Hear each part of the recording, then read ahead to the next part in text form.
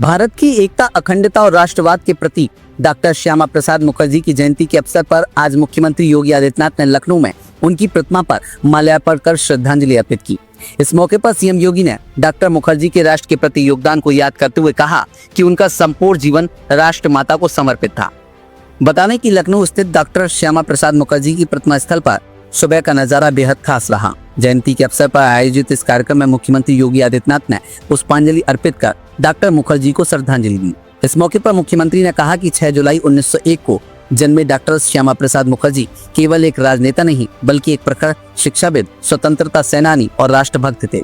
मात्र 33 वर्ष की आयु में वे कोलकाता विश्वविद्यालय के सबसे युवा कुलपति बने और शिक्षा क्षेत्र में क्रांतिकारी का सुधार किए। मुख्यमंत्री योगी ने डॉक्टर मुखर्जी के उस ऐतिहासिक योगदान को भी याद किया जब उन्होंने जम्मू कश्मीर के लिए विशेष दर्जे यानी कि अनुच्छेद 370 का विरोध करते हुए नारा दिया था, एक देश में 2 विधान, 2 प्रधान और 2 निशान नहीं चलेंगे। योगी ने कहा कि डॉक्टर मुखर्जी के सपने को प्रधानमंत्री नरेंद्र मोदी ने साकार किया जब 5 अगस्त 2019 को कश्मीर से धारा 370 हटाई गई और जम्मू कश्मीर को भारत की मुख्य धारा से पूरी तरह जोड़ दिया गया। मुख्यमंत्री योगी ने डॉक्टर मुखर्जी को भारत की औद्योगिकीकरण का प्रारंभ करता बताया। उन्होंने कहा कि आज जो भारत विश्व में निवेश का सबसे बड़ा केंद्र बन चुका है, उसकी नींव डॉक्टर मुखर्जी ने ही रखी थी। कोरोना जैसी महामारी के दौरान 80 करोड़ लोगों को मुफ्त राशन जैसी योजनाएं भी डॉक्टर मुखर्जी के राष्ट्र प्रथम दृष्टिकोण का ही विस्तार है। उनका जीवन भारत की एकता और अखंडता के लिए समर्पित रहा। आजादी के बाद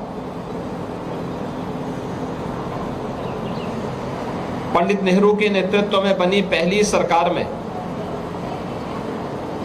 भारत के खाद्य और उद्योग मंत्री के रूप में उन्होंने भारत के अंदर खाद्य की आत्मनिर्भरता और देश के औद्योगिकीकरण की जो नींव रखी थी वह नए भारत में भी स्पष्ट देखने को मिलती है। नेहरू सरकार के तुष्टीकरण की नीति के विरोध में उन्होंने मंत्रिमंडल से इस्तीफा दिया। भारतीय जनसंघ का गठन करने और उसके पहले अध्यक्ष होने के साथ ही जब भारत के संविधान में नेहरू सरकार ने कश्मीर को 370 धारा के माध्यम से अलग स्टेटस देने का प्रयास किया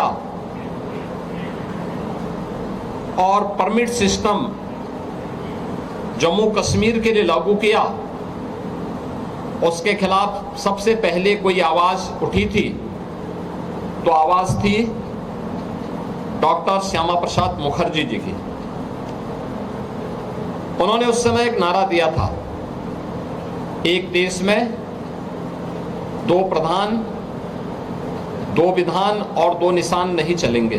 कि जब दुनिया के अंदर इस सदी की सबसे बड़ी महामारी के दौरान पूरी दुनिया पस्त थी कोविड-19 के सामने, तब भारत अपने यहाँ 80 करोड़ लोगों को फ्री में राशन की सुविधा का लाभ प्रदान कर रही थी। यह सुविधा आज भी देशवासियों को प्रधानमंत्री मोदी जी की ओर से दिया जाने वाला एक उपहार है।